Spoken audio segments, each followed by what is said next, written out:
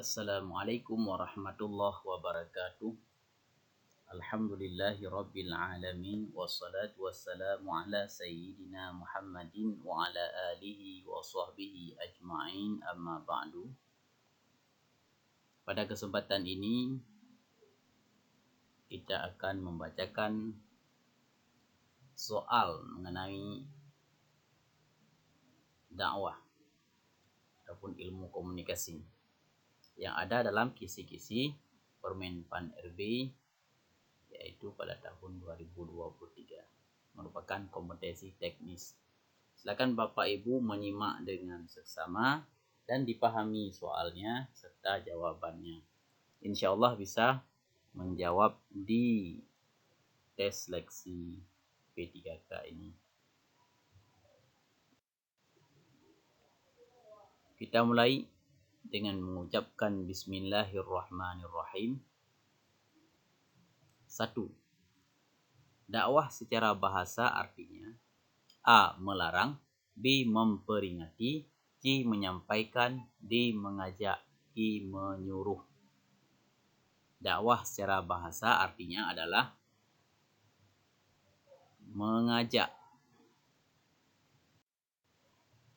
Soal yang kedua.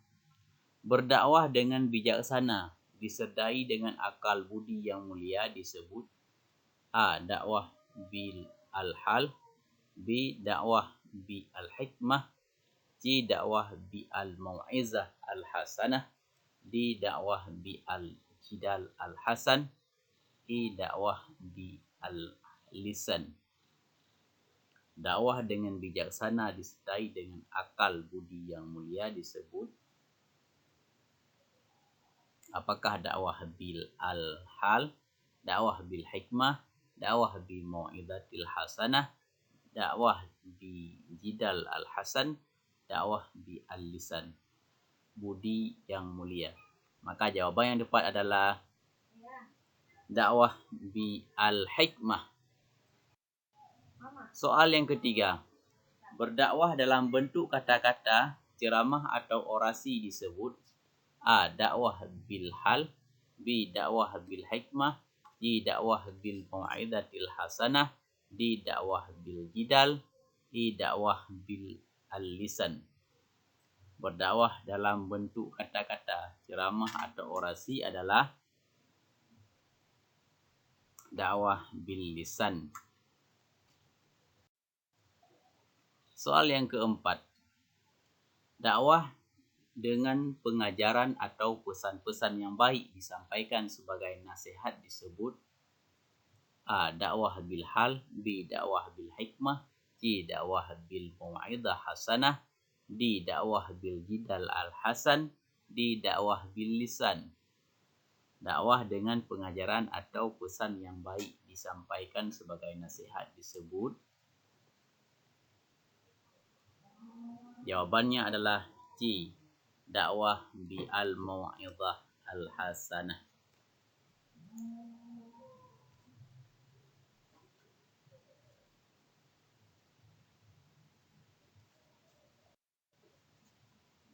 Soal nomor 5. Berdakwah dalam bentuk contoh perilaku nyata disebut A. Dakwah bil hal, B. Dakwah bil hikmah, C. Dakwah bil mau'izah al-hasan, dakwah bil jidal al-hasan, E. Dakwah bil lisan. Berdakwah dalam bentuk contoh perilaku nyata disebut jawaban yang tepat adalah bil hal, contoh perilaku nyata. Maka jawabannya adalah dakwah bil hal, A. Silakan Bapak Ibu mengingat-ingatnya, siapa tahu nanti ada yang soalnya bentuk host tapi sasarannya seperti ini. Contoh perilaku yang nyata adalah dakwah bil hal. Soal yang keenam. Tujuan bertabligh adalah A. Mempererat silaturahmi, B. Menjalin ukhuwah Islamiyah, C. Amar ma'ruf nahi munkar, D. Membangun khilafah Islamiyah, E. Memerangi musuh Islam. Tujuan bertabligh adalah amar ma'ruf nahi mungkar. Maka silakan dipilih yang paling tepat adalah amar ma'ruf nahi mungkar. Mempererat silaturahmi, menjalin ukhuwah Islamiyah, membangun khilafah Islamiyah, memerangi umat Islam. Maka yang paling tepat adalah C, amar ma'ruf nahi mungkar, tujuan bertabligh. Silakan Bapak Ibu mengingatnya, kemudian memahami. InsyaAllah bisa nanti kalau seandainya pertanyaan yang seperti ini keluar. Soal nomor 7. Perhatikan ayat berikut. Bismillahirrahmanirrahim. Ud'u ila sabili rabbika bil hikmati wal mau'izatil hasanah. Ayat di atas berisi khabar tentang A. Pahala dakwah, B. Perintah dakwah, C. Metode dakwah, D. Manfaat dakwah, E. Syarat dakwah. Jadi ayat di atas berisi tentang metode dakwah. Jawabannya adalah C. Silakan Bapak Ibu ingat, kalau ada ayat ini maka jawabannya adalah metode dakwah. Soal ke-8.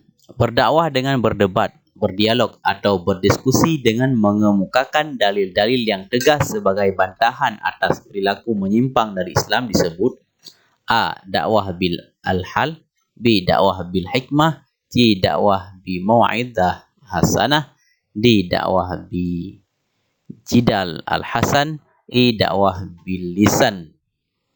Maka jawaban yang tepat adalah berdakwah dengan berdebat, berdialog atau berdiskusi dengan mengemukakan dalil-dalil yang tegas sebagai bantahan atas perilaku menyimpang dari Islam disebut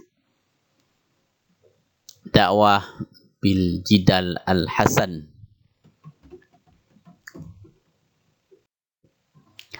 Soal yang ke-9. Salah satu tips sukses dakwah adalah penerapan prinsip ibda' bin nafsi dalam berdakwah. Artinya A. Memulainya dengan sungguh-sungguh, B. Memulainya dengan ikhlas, C. Memulainya dengan kebulatan tekad, D. Memulainya dari diri sendiri, E. Memulainya dengan sabar dan tawakal. Salah satu tips sukses dakwah adalah penerapan prinsip ibda' bin nafsi dalam berdakwah. Artinya, maka jawaban yang tepat adalah memulainya dari diri sendiri. Ibda' bin nafsi, memulainya dari diri sendiri. Jawabannya adalah D. Soal yang ke-10. Tabligh menurut bahasa artinya A. Melarang, B. Memperingatkan, C. Menyampaikan, D. Mengajak, E. Menyuruh. Tabligh menurut bahasa adalah menyampaikan. Soal ke-11. Perbuatan dan ucapan seseorang mubaligh harus benar-benar menjadi teladan yang baik yang disebut A. Uswatun hasanah, B. Mau'izah hasanah, C. Akhlak karimah, D. Akhlak mahmudah, E. Ibda' bin nafsi. Perbuatan dan ucapan seseorang mubaligh harus benar-benar menjadi teladan yang baik yang disebut uswah hasanah. Soal yang ke-12. Perhatikan ayat berikut.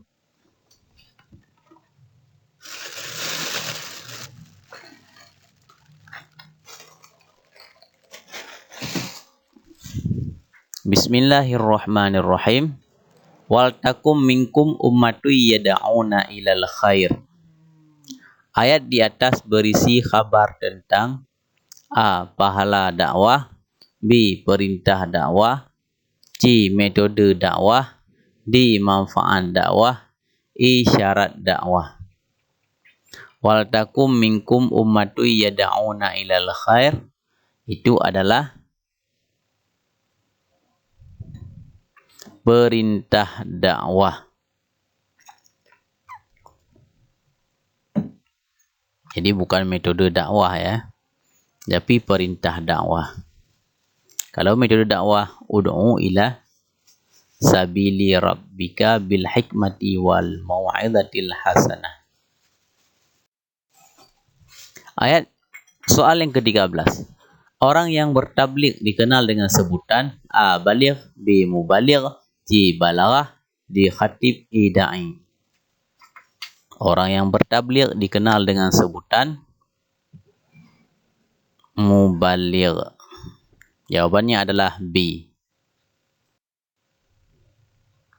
Soal yang ke-14. Perhatikan ayat berikut. Bismillahirrahmanirrahim. Wa ma arsalna mir rasulin illa bilisani qaumihi. Ayat di atas mengajarkan bahwa dakwah itu harus menggunakan A. Media yang tepat, B. Teknik yang terbaik, C. Contoh teladan, D. Metode yang bervariasi, E. Bahasa yang dimengerti maudhu'. Jadi ayat wa ma arsalna mir rasulin illa bilisani qaumihi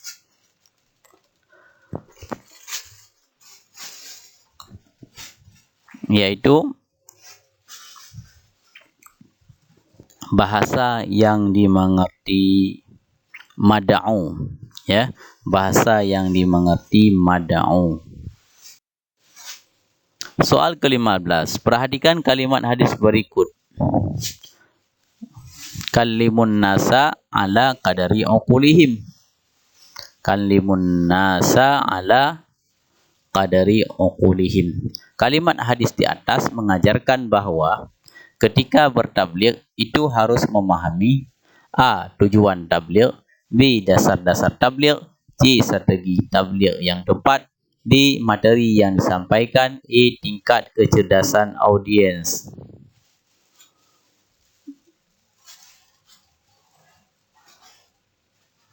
Jadi jawaban yang tepat adalah kallimun nasa ala qadari uqulihim. Apakah tujuan tabligh? Apa dasar-dasar tabligh? Apa strategi tabligh? Ada materi yang disampaikan, adapun tingkat kecerdasan audiensi. Maka yang tepat adalah E. Tingkat kecerdasan audiensi. Wallahu a'lam bisawab. Di mana ada kesalahan, kesilapan, salah kami baca, itu kami mohon maaf. Juga salah pendidikan, kami mohon maaf.